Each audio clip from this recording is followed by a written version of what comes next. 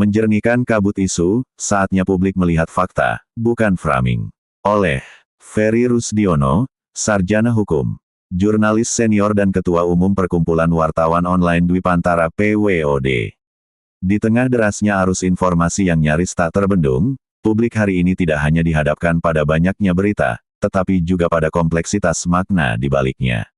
Informasi tidak lagi berdiri sebagai fakta semata, melainkan kerap dibungkus dengan kepentingan, diarahkan oleh framing, dan dipoles untuk menggiring persepsi. Inilah tantangan utama demokrasi modern, bukan kekurangan informasi, melainkan kelebihan narasi yang belum tentu benar. Dalam situasi seperti ini, kejernihan berpikir menjadi barang langka, dan sekaligus sangat berharga. Pertama, setiap kebijakan pemerintah harus dilihat secara utuh, bukan sepotong-potong.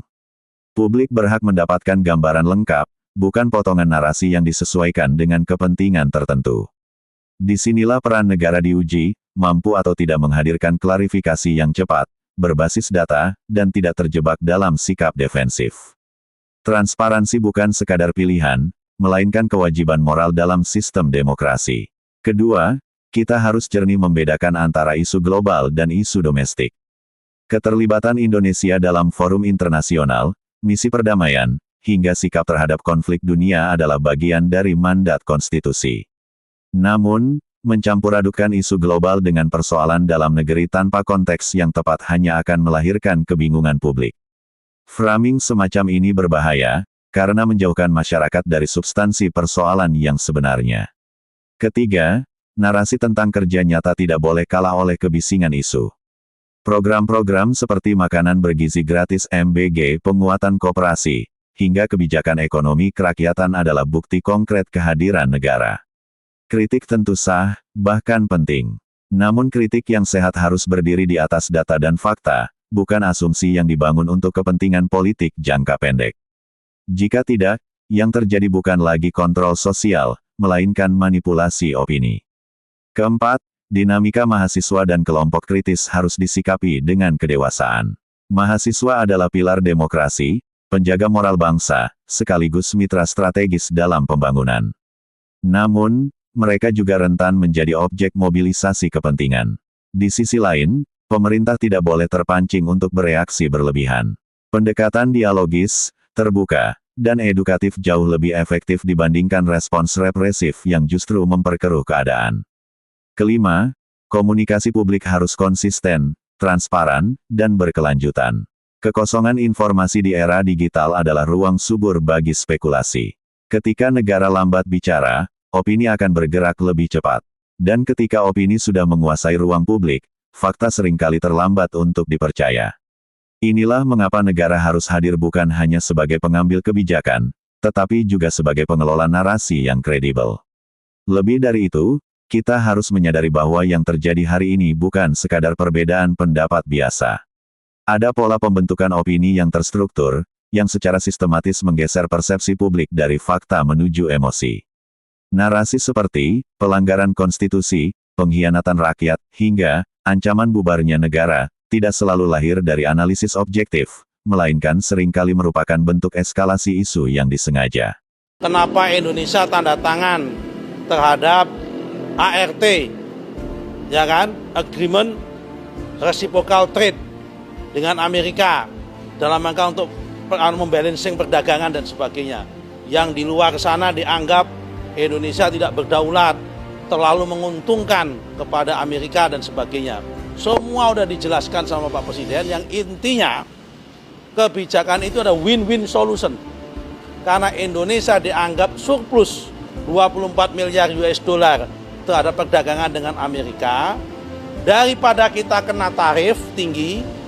Kalau kita kena tarif tinggi 32%, berarti produk-produk Indonesia di Amerika lebih mahal 32%. Karena itu supaya produk-produk Indonesia kompetitif di Amerika, itulah menjadi latar belakang kenapa Indonesia menerima Reciprocal Trade tersebut, Agreement, ART. Yang itu adalah impornya bukan impor barang baru. Sebetulnya selama ini sudah impor BBM, sudah impor kedelai, hanya selama ini impor BBM-nya ngambil dari negara Gabon, Nigeria, dan Timur Tengah, dipindahkan ngambil dari Amerika.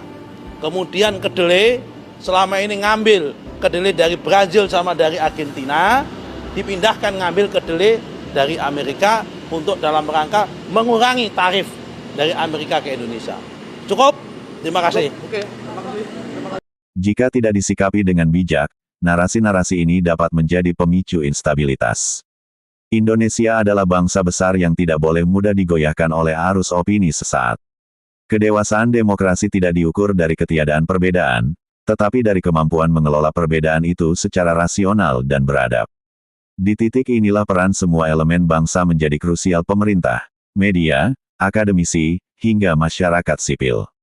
Media harus kembali pada fungsi utamanya, menyampaikan fakta, bukan memperkeruh suasana. Akademisi harus berdiri di atas objektivitas, bukan kepentingan. Pemerintah harus terbuka, bukan reaktif. Dan masyarakat harus cerdas, bukan mudah terprovokasi. Pada akhirnya, publik harus kembali pada prinsip dasar yang sederhana namun fundamental: verifikasi sebelum percaya, analisa sebelum bereaksi. Jangan biarkan ruang publik dikuasai oleh kebisingan yang menyesatkan. Karena arah bangsa ini tidak boleh ditentukan oleh siapa yang paling keras bersuara, tetapi oleh siapa yang paling kuat berpijak pada fakta. Dalam upaya menjernihkan ruang publik dari kabut isu dan framing yang menyesatkan, terdapat beberapa langkah strategis yang perlu menjadi perhatian bersama. 1. Pemerintah harus memperkuat sistem komunikasi publik yang berbasis data, cepat, dan terintegrasi. Setiap isu yang berkembang harus segera direspons dengan informasi yang utuh dan mudah dipahami masyarakat. Keterlambatan dalam memberikan klarifikasi hanya akan membuka ruang bagi spekulasi dan manipulasi opini. Oleh karena itu, diperlukan satu narasi resmi yang konsisten dari seluruh lini pemerintahan agar tidak terjadi perbedaan informasi yang membingungkan publik. 2. Media massa dituntut untuk kembali pada marwah jurnalistik yang berimbang dan independen. Di tengah persaingan kecepatan informasi, media tidak boleh mengorbankan akurasi demi sensasi. Verifikasi harus tetap menjadi prinsip utama. Media juga harus berani menolak menjadi alat framing pihak tertentu, serta menjaga integritas sebagai pilar keempat demokrasi. 3. Masyarakat perlu meningkatkan literasi informasi dan kesadaran kritis dalam menyaring berita. Era digital menempatkan setiap individu bukan hanya sebagai konsumen informasi, tetapi juga sebagai penyebar. Oleh karena itu, tanggung jawab moral dalam memastikan kebenaran informasi menjadi sangat penting. Edukasi publik tentang bahaya hoaks dan framing harus terus digalakkan secara masif dan berkelanjutan. 4. Kalangan akademisi dan intelektual harus mengambil peran aktif dalam memberikan penjelasan yang objektif dan berbasis kajian ilmiah. Suara akademik yang jernih sangat dibutuhkan untuk menjadi penyeimbang di tengah hiruk-pikuk opini yang seringkali bias dan tendensius. 5. Seluruh elemen bangsa, termasuk mahasiswa dan kelompok masyarakat sipil, diharapkan tetap menjaga independensi serta tidak mudah terprovokasi oleh narasi yang belum terverifikasi. Kritik harus tetap disampaikan, namun dengan cara yang konstruktif dan bertanggung jawab demi menjaga stabilitas dan kemajuan bersama. Fenomena kabut isu yang terjadi saat ini bukanlah sesuatu yang bisa dianggap remeh. Ia adalah tantangan serius bagi kualitas demokrasi dan ketahanan bangsa. Ketika fakta dikaburkan oleh framing, dan kebenaran dikalahkan oleh opini yang emosional, maka yang terancam bukan hanya persepsi publik, tetapi juga stabilitas nasional. Oleh karena itu, diperlukan kesadaran kolektif untuk mengembalikan ruang publik pada esensinya, sebagai ruang pertukaran informasi yang sehat, objektif, dan berorientasi pada kebenaran. Pemerintah harus hadir dengan transparansi, media harus tegak dengan independensi, dan masyarakat harus cerdas dalam menyikapi informasi. Pada akhirnya, masa depan bangsa ini tidak ditentukan oleh seberapa kuat framing dibangun, tetapi oleh seberapa teguh kita semua berdiri di atas fakta.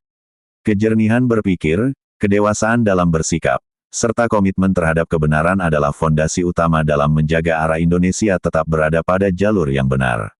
Saatnya kita keluar dari kabut isu, dan melangkah bersama menuju ruang publik yang lebih jernih, sehat, dan berintegritas.